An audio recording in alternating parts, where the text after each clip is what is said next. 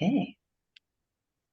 Well, hello there. My name is Stephanie Benedetto, and welcome to the Three Principles Global Community webinar. The Three Principles Global Community, or 3PGC, as we like to call it, is a nonprofit organization committed to bringing an understanding of the three principles as introduced by Sydney Banks to people throughout the world. And today, I'm very excited to welcome our guest, Adey-Jones. And she is going to be speaking about the topic, finding true love through healing from codependency, which is perfect for today. It's Valentine's Day as we are listening and recording to this. Yeah. Let me tell you a little bit about Del. Del shares how coming across the three principles helped end years of suffering from unhealed childhood trauma, codependency, and narcissistic abuse, and how wonderful her life and relationships are today. Adey-Jones is a three principles practitioner who specializes in the areas of childhood trauma, codependency, and narcissistic abuse. She's also a mentor, author, speaker, podcaster, YouTuber, blogger, and the founder of The Way Out of Codependency and Narcissistic Abuse. So without further ado, I shall turn this over to you, Del. Welcome. Thank you. Thank you so much. And hello, everybody. And thank you for being here with me today, and Stephanie. So when Stephanie first reached out, I can't remember when it was a couple of months ago or so, maybe before Christmas, and you asked me if I would like to do a 3PGC webinar, and I said yes. And Stephanie gave me a couple of different dates to choose from, and I immediately saw February 14th, and I thought, that's a big day for me. And so I chose today, February 14th, to do this talk. And the reason why it's such a significant day for me was 15 years ago on this day, I would say that was the start of my journey towards finding true love. And it's not going to be one of those, I met my partner. It was actually, I was doing my daily meditation, which I would always do. I'm very fortunate to live in Malibu and right next to the ocean. And I was sitting on the edge of this bluff overlooking the Pacific Ocean, doing my daily meditation. And even though it was Valentine's Day, a day when we're supposed to sort of, be loving each other and thinking of love, I was in incredible amounts of emotional pain. And what had happened was about a year earlier, I had found out some very painful truths about my marriage. And it wasn't like it was an easy marriage. I knew it was a very challenging marriage or relationship. But I had been so busy raising my two sons that I was sort of, let me put it this way, how do I put this? I was just not really paying attention to the depths and the dysfunction and the deception that was going on in my marriage. But I somehow, learned all of what was going on, and I was devastated. I really, really wanted to stay married and had tried so hard for so many years to make it work. But as I was coming out of my meditation that day, I heard this voice, and it was so deep inside me. And the voice said, "Get out now before he kills you," followed very quickly by, "You need to learn to love yourself more than you love him." And I didn't know it at the time, but it was my wisdom guiding me. It was telling me that the love that I thought I had for my husband wasn't true love. It was codependent love.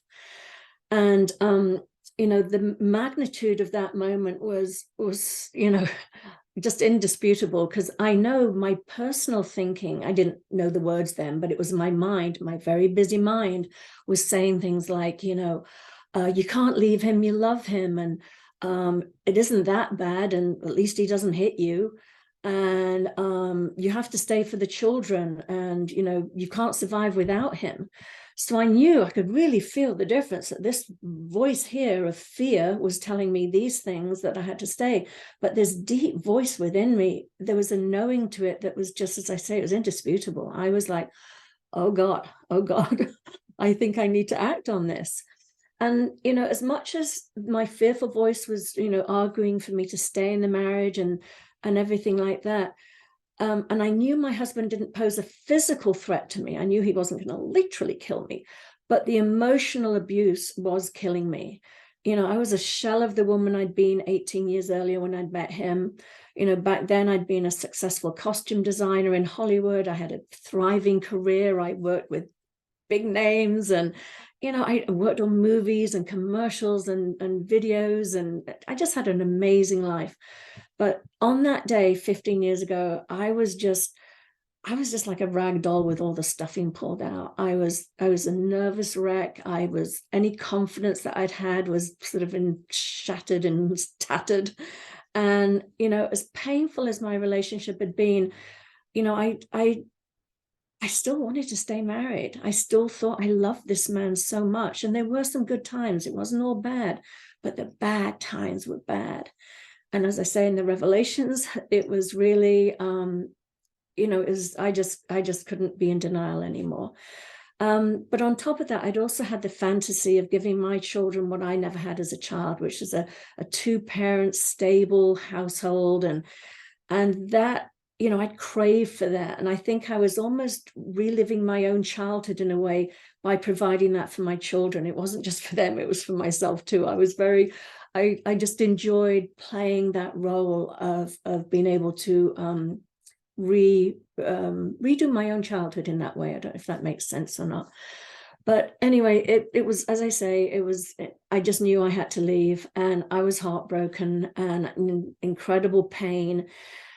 And so I walked back to my house and I told my husband what needed to happen, and he knew, and I think in many ways he was hoping that I would come to that decision myself, because I was hanging on so dearly. I think he wanted the marriage over too, quite honestly. But I was in so much pain, I decided to go off to Spain and visit my sister, just take my mind off things and escape a little bit. And while I was visiting her in Spain, I was able to have that little bit of, reprieve. I was able to relax a bit. Everything wasn't quite so under my nose. And so that was great for that couple of weeks. But when I got on that plane to come back to LA, I noticed my mind just start going into overdrive. It was just playing every scenario out for me that I discovered. It was going, I would say, our personal thinking, it was going back in time, remembering all the good times as well as all the bad times. But then it would like go off into the future, and I'd be so afraid of what my life was going to look like as a almost 50-year-old woman with two young sons on my own. And I hadn't been alone for almost 20 years. So I was full of anxiety and pain. And I had to have a layover in London. By the time I hit London, I had a full-blown anxiety attack. And I was like, oh my God, what do I do? And I did what I always do when I'm anxious. I ran for the bookshop and got to the self-help aisle. And I was trying to, my mind was so busy. And I was trying to find a book that was going to, teach me the usual things, how to improve myself and all these tools and everything. And there was a book on the bookshelf, and you know how those books sometimes like they're half out of the shelf, like they're just about to fall. Well, this book was sort of falling towards me, and it had black writing on it, and it was a yellow case, and it said, "Stop thinking, start living." And I was like, oh God, that's the book for me. And I sort of grabbed it. Hadn't a clue what it was talking about, but I thought, stop thinking, please. That's what I want to do, is stop thinking. So anyway, I sort of rushed to my next plane, and normally I would take a little nap on that plane ride home, that long journey of 10 hours. And I just started reading the book, and I could not put it down. And I just read it cover to cover. And it was incredible. It didn't teach me how to be more confident, how to have less anxiety or anything like that. It just taught me how my mind was working. And that was, my first introduction to the three principles. So this is back in 2008. And before I share what it was in that book that dramatically changed my life, I'd like to just recap a little about what my childhood was like growing up and where this codependent thinking and behavior had originated from. And so I often say my story was unusual, and in the sense that I grew up in an environment. I grew up I was born in 1959, so I was raised in the 60s in Wales, which is this little part of the UK, as we all know. Some of you will know better than others. And it was very puritanical back then, and pious and religious and chapel going, and my mum was not your typical 50s housewife. She was a little bit of a maverick, and she just definitely was a very independent woman and lived life on her terms. And she had an affair with my father, who was a married man who lived a couple of miles down the road, with his family and with his wife and his two daughters. And believe it or not, I never met my father.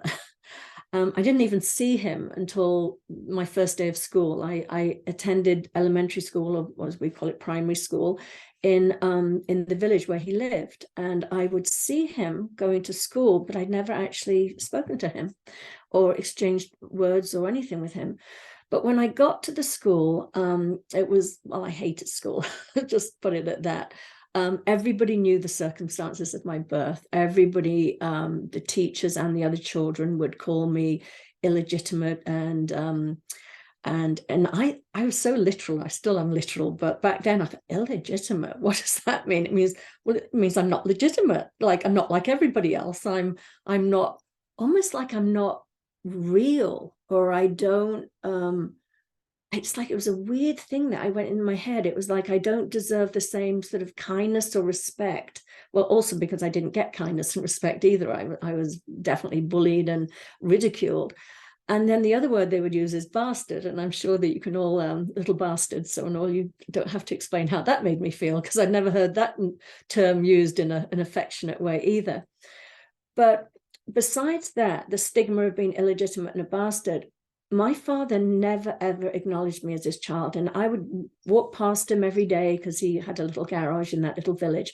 And I would look at him and think, God, if, just look at me. And he would never, he knew I was there. He'd just avert his gaze or anything. And, again, in my innocent young mind, I thought that meant that I wasn't good enough to be loved. I mean, I think every child has the fantasy that, your father loves you.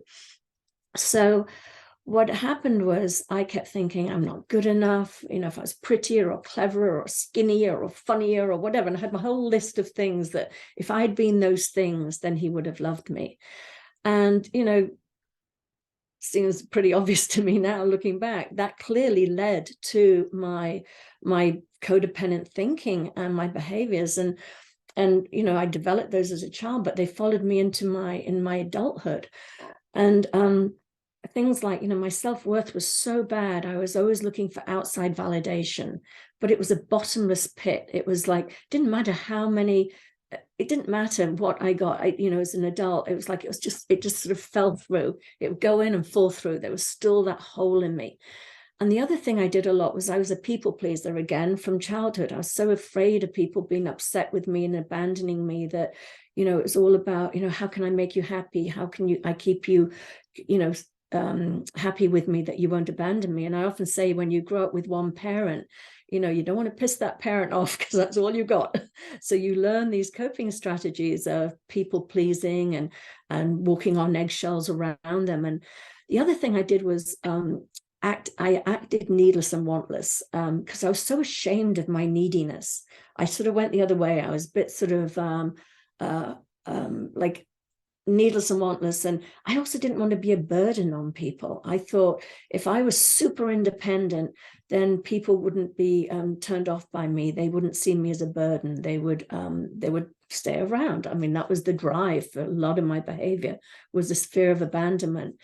And then the other thing I did in my relationships was, I had weak boundaries. Again, that was something that, well, if I hold to a boundary, then, you might leave me. So it was like I was moving the goalpost, but in the other person's favor. It was like, I'll accommodate this, I'll look the other way. And then, because my confidence was so low, and I think I felt like I lacked courage, and I didn't think I was intelligent enough, or all those not enoughs again, and being fearful of the world because of the community was so rejecting. I felt that I needed somebody else to complete me. I needed a strong person to complete me, somebody that had all the qualities that I thought I didn't have. It's qualities like confidence and courage and entitlement and things like that. So I would gravitate towards men that exhibited those qualities, thinking that, oh, we'll make a good match here. I can be the sort of behind the scenes and taking care of, I don't need to be in the limelight.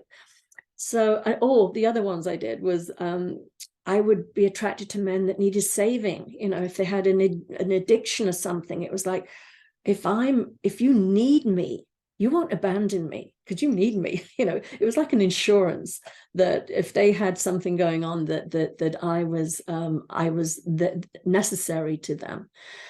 And the other thing I did is I'd take things personally. I would feel responsible for other people's feelings. I remember my mother saying to me, "You're driving me mad." That's part of why I also became needless and wantless, because I was always driving her mad with my needs. So I would do everything to sort of, again, take the temperature of the other person. Are they getting what they need from me?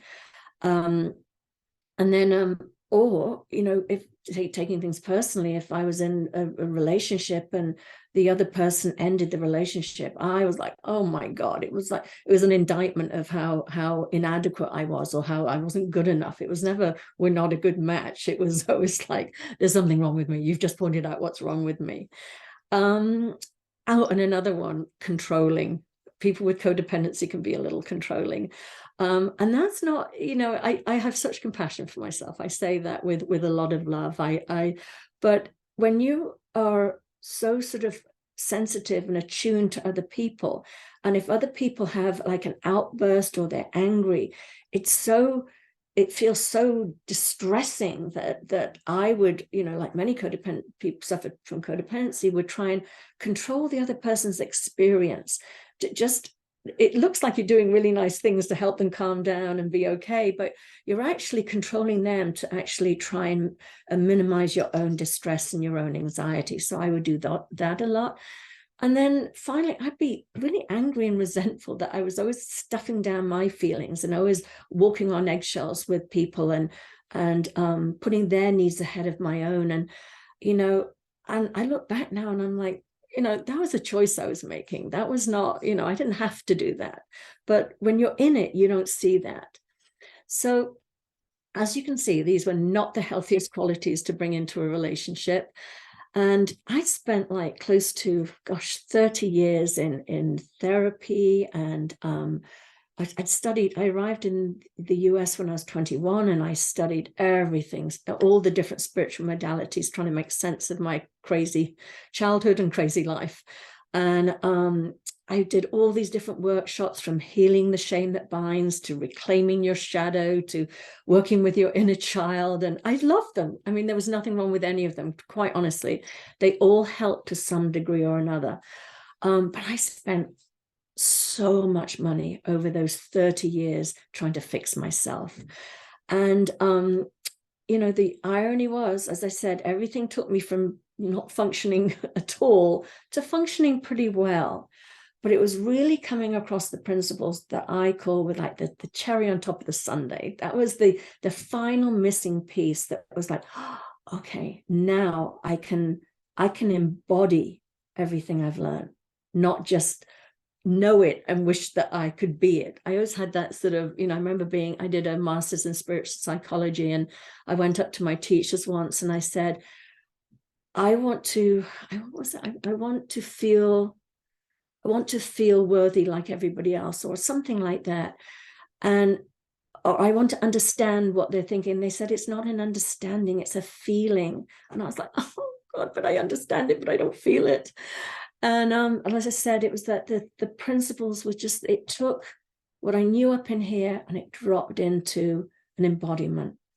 So I'd like to share how the principles really helped me. And I've had many, many, many insights over the last 15 years, but I'm going to boil it down to 5, just for time's sake, because I really want to open this up to Q&A. That's where I'm the most comfortable, rather than just presenting. So the very first insight I had was I mean, I'd heard it again, as I said, I've been on a spiritual path for many years, but that we're spiritual beings having a human experience. But again, it was just words in my head, and something about the principles. Well, I remember actually it was Chip Chipman, and I remember him pointing, and he was pointing to his sort of his gut, his lower dantian, his that seat of the soul within you, as being like the spiritual center that we all are, and that the human part of us is just this sort of, this thinking up here, and that's that dance between these two spaces that we all do every day, back and forth, back and forth. And so I really was like, oh my God, I can feel it. I can feel that spiritual center in me. And I can feel that when I'm hijacked by my personal thinking. So I really, really got that we are both spiritual and human rolled into one. But at our essence, at that spiritual essence, that we're all equal to each other. We all came from the same source. We're all completely equal on a spiritual level. Now, in our human form, we all show up a bit differently. We show up with, shorter, fatter, thinner, blue-eyed, brown-eyed, long hair, short hair, whatever, different sexes, non-binary, whatever. We're all different. But at our essence, which is the majority of us, the majority of us are these spiritual beings, and our tiny expression which pops out in our, what I'd like to call my earth suit, is just a tiny part of me. So when I saw that and I understood that, and that on that spiritual level, which is say 95% of who I am, I was like, oh my God, I am equal to everybody else. And that was such a great feeling to somebody that had believed for the first almost 50 years of their life, that I was less than, that I wasn't legitimate, and that I didn't belong on this planet. So when I got that, it was incredible. I didn't have to find confidence out there. I didn't have to keep doing everything I was doing to fill that hole. That hole filled up on its own within me. That knowing, that deep, deep knowing that I am this magnificent spiritual being, not just this human Dell that was sort of wandering out there alone, comparing herself to everybody else. And then the second insight I had, talking about my human Dell, was that I didn't have to believe the thoughts in my head. I had such a busy mind. I mean, my God, my mind, it's like, those ticker tape things that go around in like Times Square. Mine was, you're not good enough. You're not good enough. You're too fat. You're too stupid. And it just went round and around and around. And I just thought that those thoughts were just reminding me of who I was, that they were just telling me, because, I grew up in a home where it's like, don't get too big for your boots. Don't forget who you are. It was that, I thought my thoughts are just reminding me to stay small, to stay hidden. I don't deserve to be here. So when I saw that human beings have all these hundreds of thousands of thoughts, rushing through them, and it's just energy, and none of those thoughts mean anything about me. They're just habitual. Like I said, that ticker tape around and around and around. Because I grabbed onto them and I put them on repeat, and they were just habitual. But when I started to see that they were actually just energy moving through me, and I didn't have to grasp onto them, they just sort of moved through. And I spent so many years trying to change my thinking about myself, trying to, as I say, gain things on the outside to build my confidence so I didn't have this negative self-chatter. When I realized that it was just random thoughts running through me, I stopped trying to change them. I stopped trying to understand them or anything. I just was like, oh, you're here again. And I just loosened the grip, and they would just move through me. And the less attention I put on them, they sort of started fading a bit. Instead of being in the forefront of my mind, they sort of moved to the side a bit. And then before I knew it, they were sort of in the back a bit. And they still show up every now and again, but I sort of am amused by them when they show up now. I'm just like, oh, you're back again. You're visiting today. I must be tired or in a low mood, but it's okay. I know you'll move on again, and I don't have to do anything about you. So again, that was insight number 2. Massive, massive difference. And then the third insight I had was that I was never broken or damaged, and I didn't need fixing. And I cringe now when I think about how much money I spent over those years trying to fix myself. And I know I'm not alone in that. I tried everything I could get my hands on, all in an attempt to just like heal that hole that I felt in my heart that, as I said, was filled up by knowing who I was, that spiritual essence of who I was. So I had no idea I was looking in the wrong direction, looking on the outside to try and fix myself. And when I heard that we all are born with this innate resilience and wisdom and innate health, I was like, oh my God, there is nothing to fix. When I tap into that and I feel that, yeah, there's nothing to fix. There's nothing to change. That's my birthright. And we all have that. And the other thing is, when I saw that about myself, I stopped looking to be rescued. I mean, I wanted people to rescue me when I felt that I was broken and damaged. And I also stopped looking for people to complete me, because I knew I had everything inside of me. So there was nobody out there that had something I didn't have that I needed to get from them. And advice as well. I used to like ask advice all the time. And now it's just like I'm so connected to my inner wisdom. I know that will never steer me wrong. So I'm just it doesn't mean I'm not open to feedback if I ask for it, but I know the direction I'm going in. I know my inner wisdom will guide me.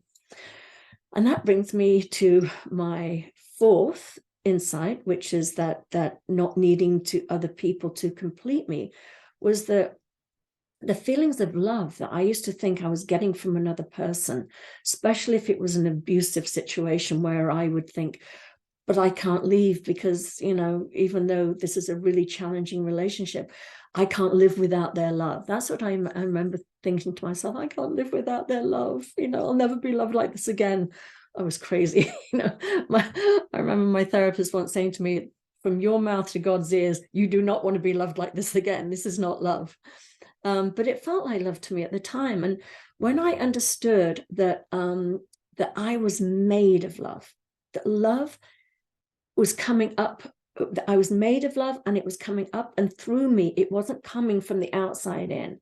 When I saw that, I realized that I'm always in a state of love. It doesn't matter who I'm in relationship with or not. I'm always in that state of love because that's what I'm made of.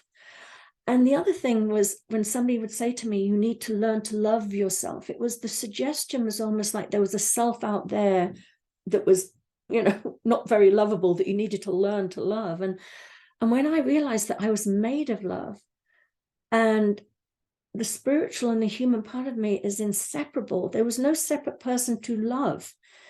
I am just love. And so how can you not love yourself when you're made of love? That's just made sense to me. And so I just effortlessly really felt the love that I have for all of me, the entirety of me. And I remember my youngest son once saying to me, they're in their 20s now, but saying to me, why are you so loving? And I said, it's just because it's what I'm made of and it just keeps pouring out of me. I don't know how to cap it. It's not an intentional action. It just is. When you tap into that love that is within you, that you're made of, it just flows. So it's a beautiful state to be in. And the last one I want to share with you is separate realities. That was huge in my healing.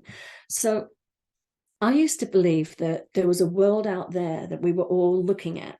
And I knew we all had different perceptions and, different views slightly, but I felt that we were all looking at that same world. And I used to get really sort of judgmental of people that were, say, unkind or cruel or selfish or abusive. And I'd think, how could you, and what's wrong with you, or how dare you, or everything like that. But what I saw was that we all, this is my little glass globe here, there's a Buddha in there, that's who we all are at our center, and the little snow globe here, all those little globes that we all live in, full of our thinking. Once I saw that we're all wandering around the earth in this human form, like in these little sort of almost like those old-fashioned astronaut sort of globe things here, full of our thinking. And that's really how we're experiencing life, all of us, is in these separate realities. Now, of course, we're all, connected at that spiritual level. We're all one, we're all connecting. But as humans, we do tend to have separate realities. And once I understood that, I stopped trying to get into somebody else's head. I just accept the fact that, hey, they think differently than me. They feel differently because we're all living in the feeling of our thinking.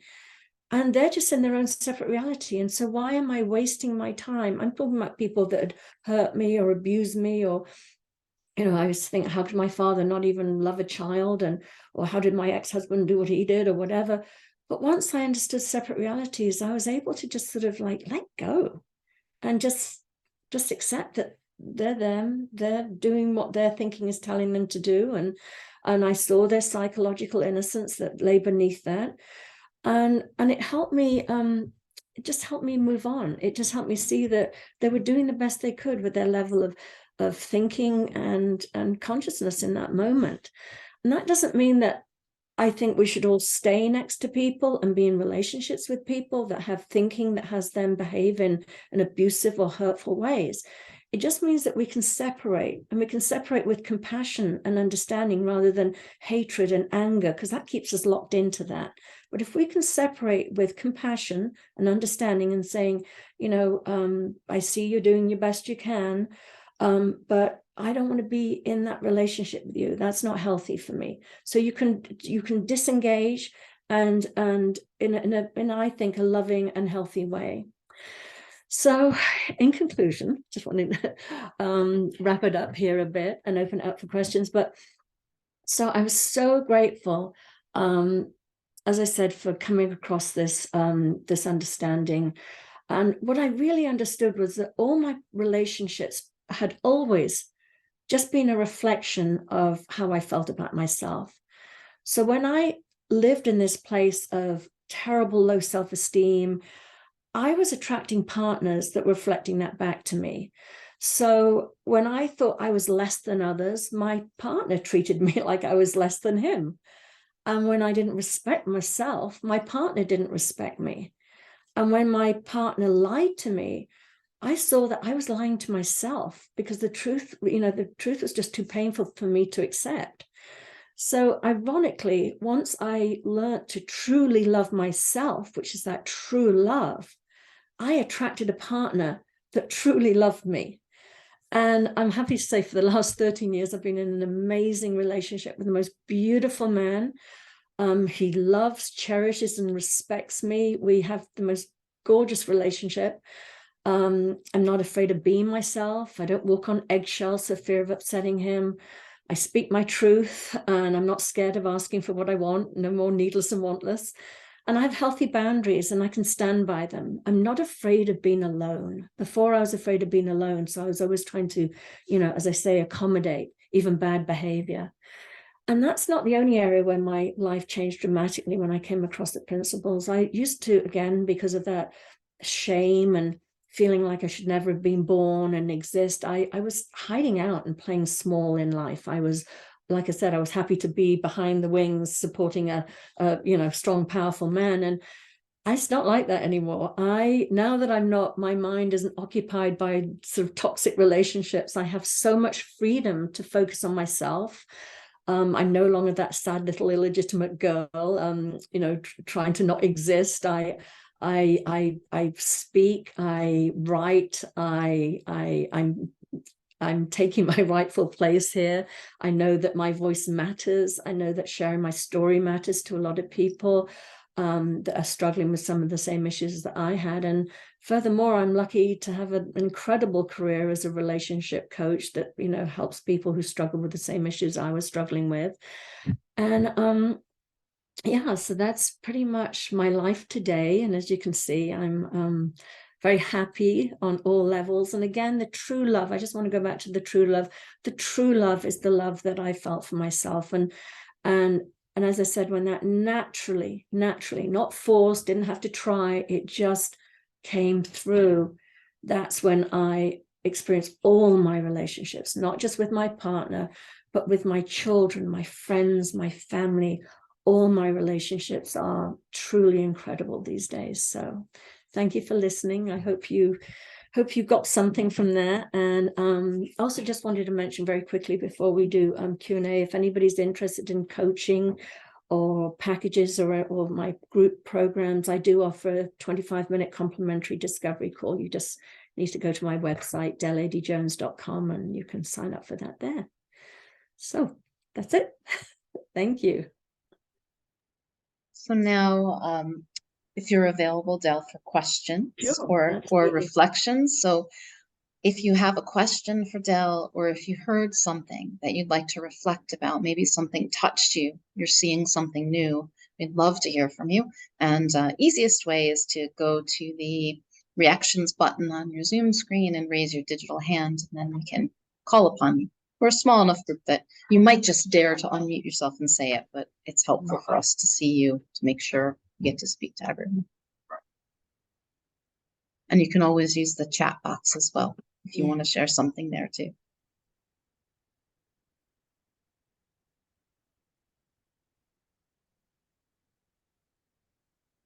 Do you want to start the ball rolling, Stephanie? Sure, I will. Let's see. If there's anything you heard or you'd like. Oh my goodness.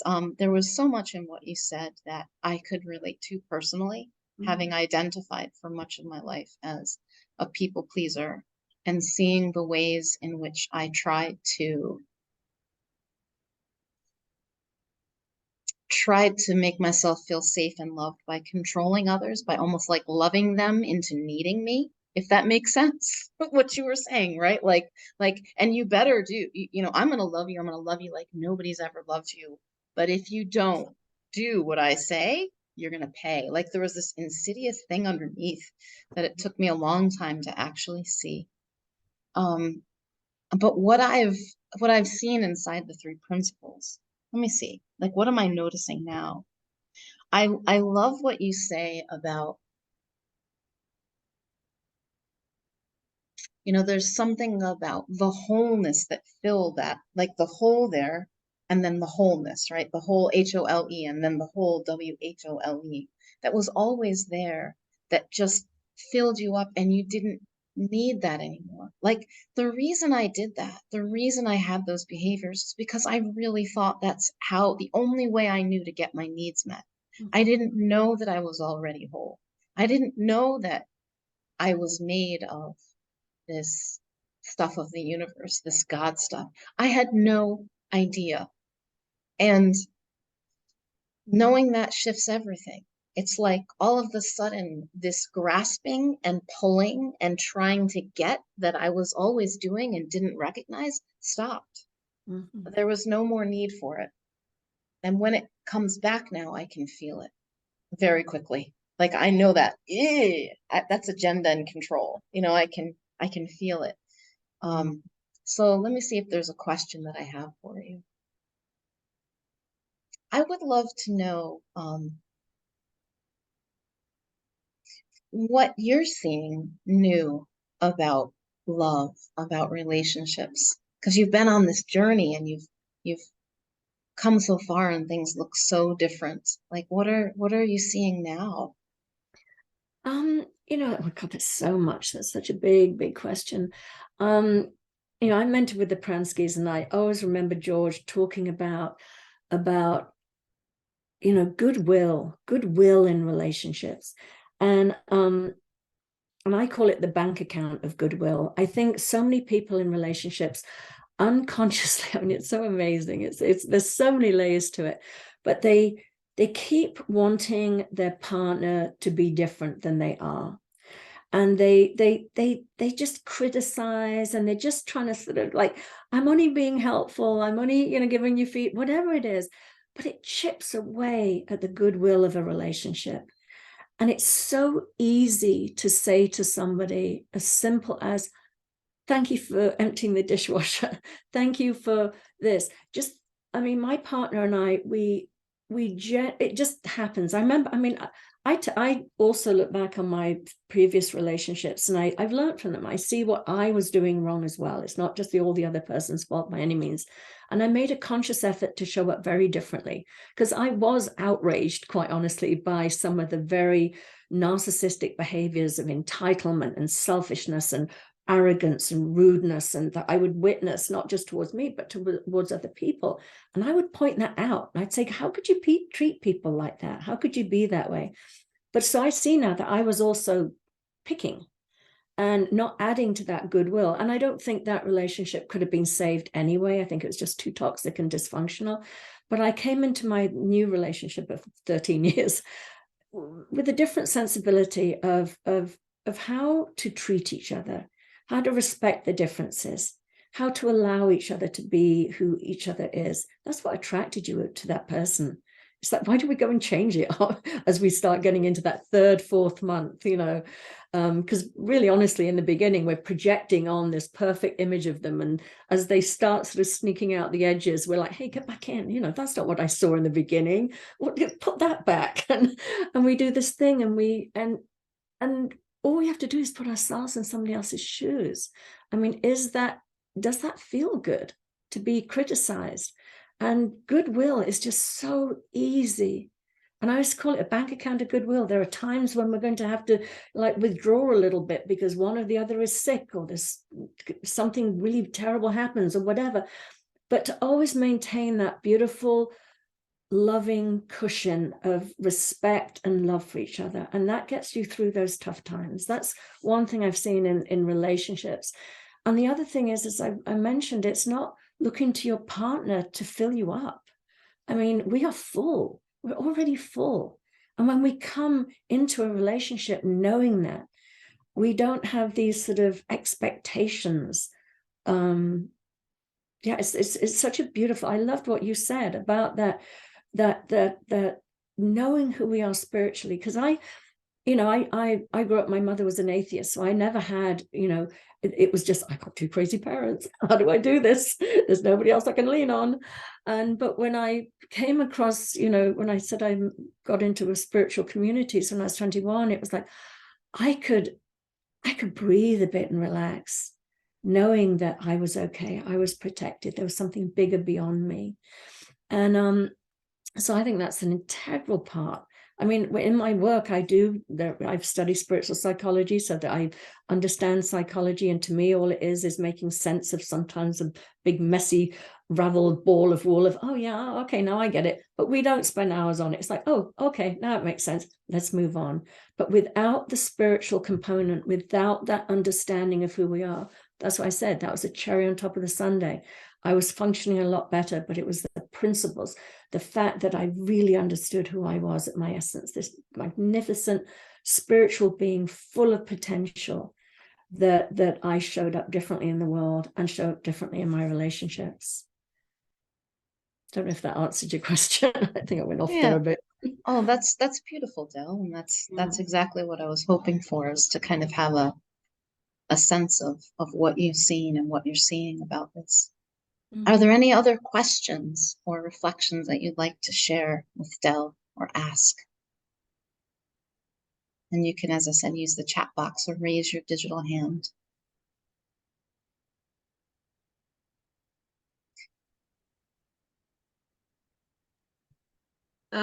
I could try my video and hope that I'm not, I'm all right for the moment. Okay.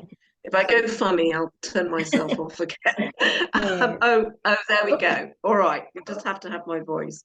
Okay. I suppose I just wanted to share something because I was reflecting back to, like Adele described, almost like, Del, sorry, a kind of insight in a way about, or your wisdom coming through. And I married quite young. I was sort of 20 and didn't really know who I was, what I wanted, but fell in love and, just followed, didn't want to go back to my parents, and just decided I would stay with this man.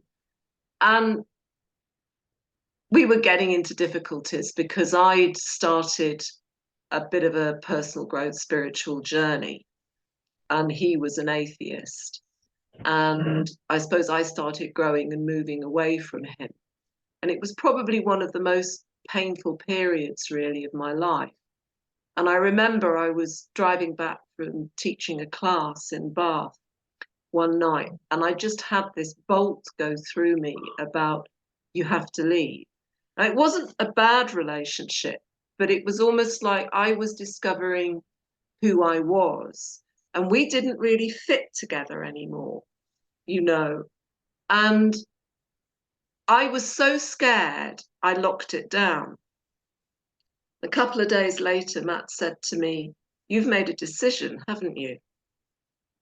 And it was like it all came back, and I thought, yeah. And there's, like you were saying, Del, the strength of that was what kept me going, because it was very hard to separate, because it wasn't that I didn't love him. I still loved him, but something wasn't fitting, something wasn't working. And in a way, I didn't know anything about the principles at that point. This is in reflection. I can see the principles at work, you know, in that was an insight that came to me. And my thinking got scared by it, and then it was revealed.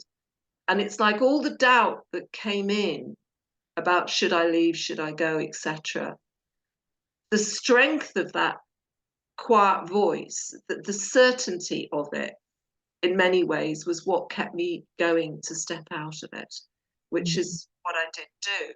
I can't say I've got the happy ending of a good permanent relationship going. There have been various ones along the way, but I suppose I just wanted to share it because it's something about the certainty of that voice, if it is a voice, or that knowing, was what helped me keep true to it in some ways, because my little mind was doing all the doubting in many ways. And I just thought I'd share that, really. As I say, I haven't cracked the relationship thing yet, you know, and I'm going to be 70 this April. So it's sort of like, is it still on the horizon, you know? But who knows? It can be, can't it? So we'll wait and see. Absolutely. Yeah, absolutely can be. And I love, and thank you for sharing that, Gail, because I was listening to you and that's exactly how I felt. You know, I still loved my husband at the time very much. I mean, I didn't realize it was addictive love. I didn't realize that, you know, but I had feelings of love. It was like, how can I leave when I have these such strong feelings? But as you said, it was that my wisdom was just like, no, enough. You've been trying for 20 years. It's enough. And there were, like I said, there were beautiful moments too. So it was so hard to leave. But yes, when you have that inner guidance, when your wisdom speaks and it's indisputable, I just was like, I've got to follow it. I've got to follow it, even though it's just like you, my personal thinking was giving me every reason on earth not to follow it. But you know, that quiet, deep knowing, it's, you know, you can't ignore it. So thank you for sharing that. That was beautiful. Thank you. So I did also want to mention one other thing, just, you know, unless somebody else has a question or anything, but in relationships, I have two sons, and there was a time when, because I felt that they had witnessed sort of definitely not very respectful behavior towards me, that I was very quick to correct them if I felt they were being disrespectful, especially after the divorce. It was like, don't you talk to me like that, and things like that. And what the principles help me understand is to wait. If somebody's in a low mood, or they're anxious, or they're upset or anything, to just not speak from that place, to wait for things to settle. And so instead of being reactive, especially with my teenage sons, I just I noted it. I didn't withdraw love or affection. I didn't try and control them. I just let them have their feelings. And then I thought, you know, when things have calmed down, I'll address this tomorrow. I'll say, you know, when we did this or whatever. And what I learned, which was so amazing, is when I didn't get reactive, it didn't escalate, and there was no defensiveness. By me just being present to whatever they were saying and feeling, within like 5 or 10 minutes, they come back up to me and say, "Oh, I'm really sorry, Mum. I'm sorry I snapped then." And I was like, oh my God, if I'd known this years ago, because I kept thinking, you got to address it. Don't let them get away with it. And we have the most beautiful relationship. I can honestly say and my eldest son is back home living with me after he left college, and we just do not fight. There's never a fight. There's just absolute love and respect. And we have difficult conversations. The same with my other son. He lives about 2.5 hours away. If things have to be discussed, but there's never an escalation. There's never a wounding of each other. There's just absolute love and respect. And again, I really credit the principles for that, for helping me communicate from that really loving and respectful place. So Beautiful. Thank you, Del. Any other questions or things you'd like to share? Deborah. Yeah, I just wanted to thank you so much for your story and everything you've shared. It's really inspiring. I was reflecting on your the second point in that you don't have to believe. You learned that you don't have to believe all the thoughts in your head. My experience with the principles is that I had, although I functioned fairly normally most of the time, I had long bouts of really serious depression and a psychiatric diagnosis as a result. And in spite of, therapy and 12-step programs and medication and all sorts of interventions, I continued to have these horrendous bouts of depression. And a few years ago, it must have been 6 or 7 years ago, a friend of mine gave me Jack Pransky's book.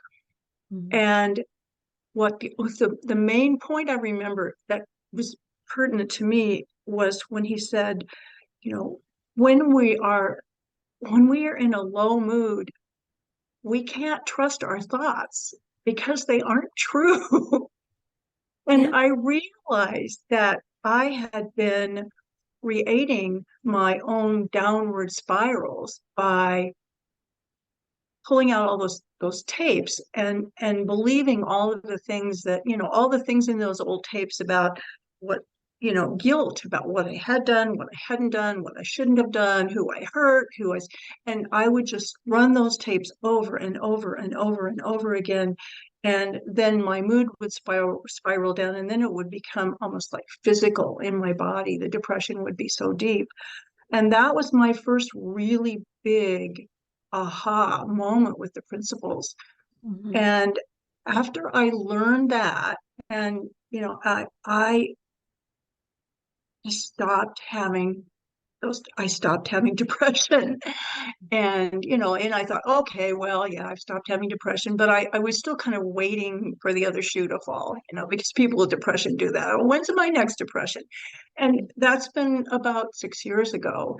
Mm-hmm. And I have gone through my husband's death, my mother's death, a lot of transition and in the pandemic, a lot of challenges, and I have yet to have a day of depression. So I am so grateful because principles saved my life. I really believe that's true. And so thank you so much. I don't really have a question, but just affirming everything you've said that has been so helpful to me as well. Yeah. Oh, thank you so much. And that's so beautiful. I love what you just shared there, Deborah. And my youngest son did suffer severely from depression. He was suicidal for many, many years. He had a tragedy that happened in front of him when he was 13. He lost his little girlfriend, and she was run over, and he blamed himself. For many reasons, he felt that he had that he was holding on to, saying, don't leave. And then when she wanted to leave, he went, go. And she went and she got run over. So, deliberately run over by a suicidal man in a car that wanted to kill himself, but decided he was going to take somebody else with him.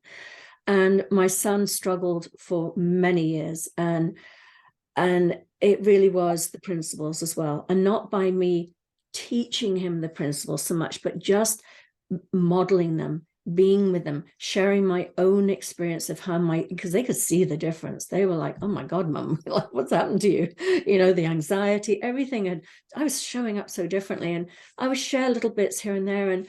And he pulled out of his depression maybe about, really, gosh, say almost 7 years ago now. And he was talking about it the other day, and he was telling me what had happened and why he was able to, I'm going to cry now, I can feel it, but what had happened to have him pull out of it. And just what you explained, he articulated exactly the same thing. It was just, I mean, I'm like, when you were speaking, I was thinking, oh my God, this is exactly what he shared a couple of weeks ago. And I'm so, and same for him, 7 years of not, he knows that if that comes through again, it's not permanent. It's just a low mood, and he doesn't have to sink in there and go down that rabbit hole with it. So thank you so much for sharing that. That was beautiful. Yeah. Thank you. Thank you. Anybody else got some wonderful moments to share of how the impact of the principles have impacted them? I'd love to hear from you.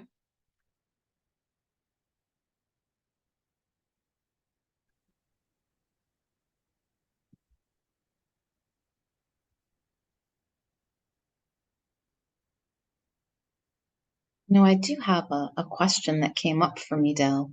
Yeah. But I don't want to step on anyone else. If you want to speak, please let me know or put something in the chat, raise your hand, so we can get your question in. I'll wait a few more seconds just to be sure.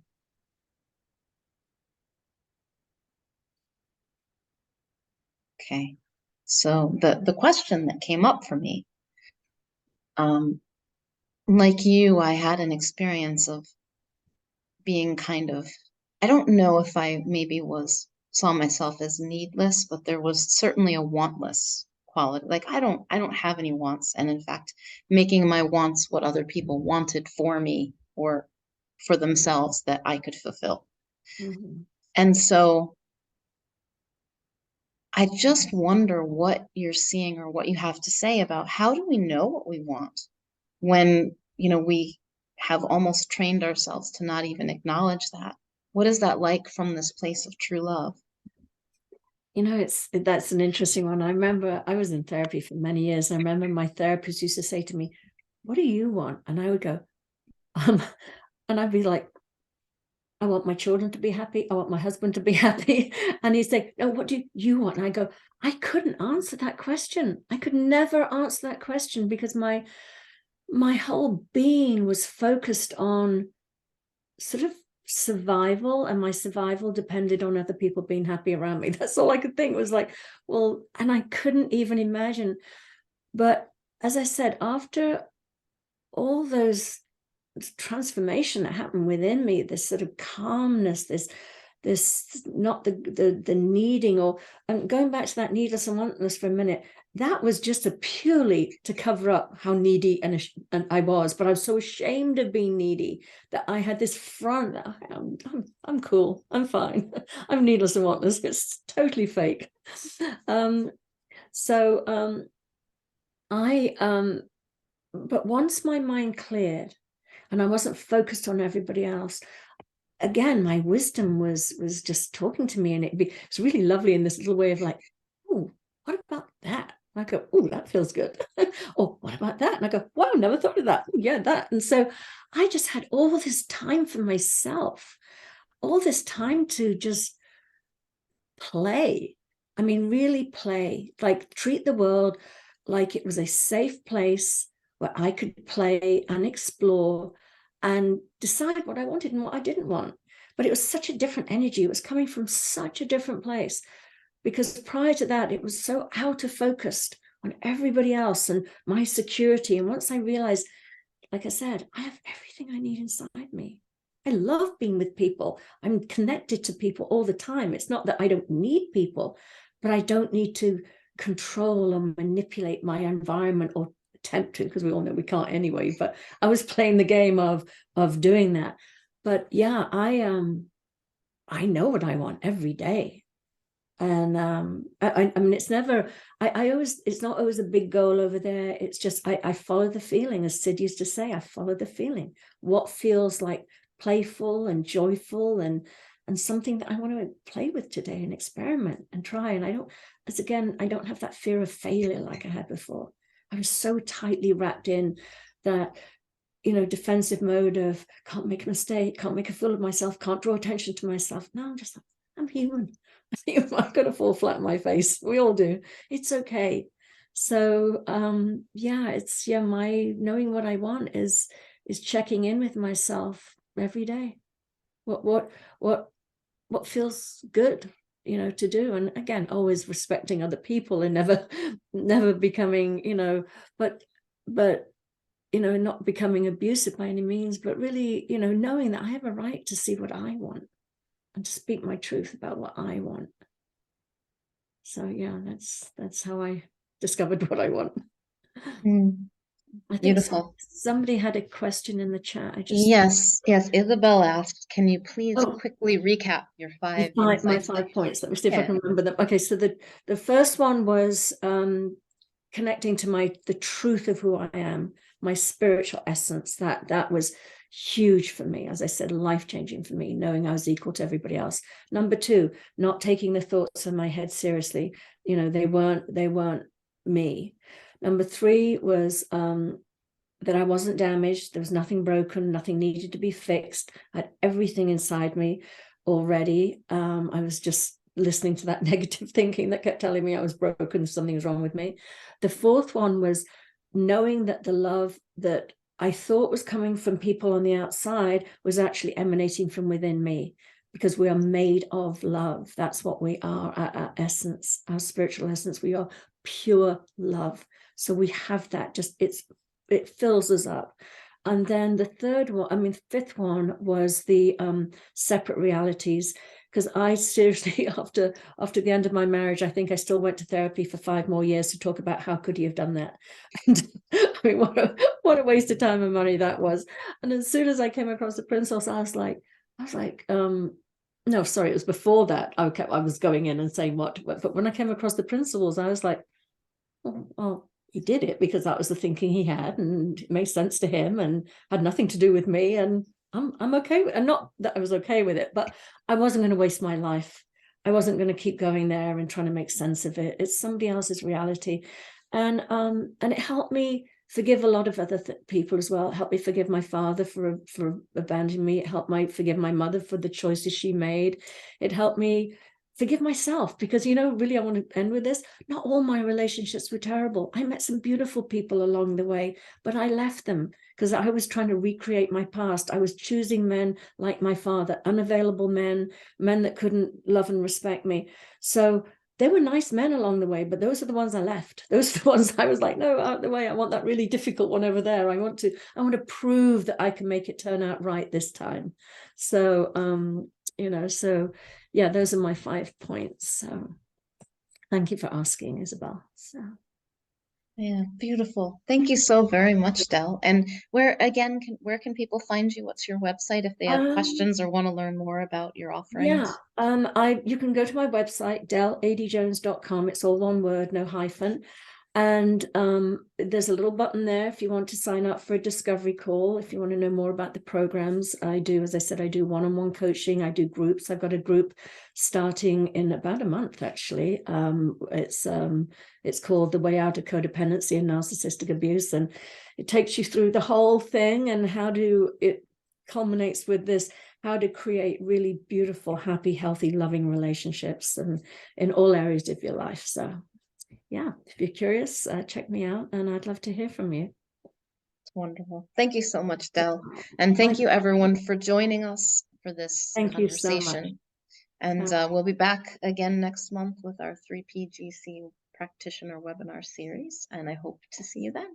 Oh, wonderful. And thank you for hosting this, Stephanie, and organizing such a great day. So thank you. Beautiful. Happy Valentine's Day, everyone. Yes, happy Valentine's Day. Thank you. Thank you. Bye-bye. May you know the love you are. Yes, exactly. Thank you. Bye-bye.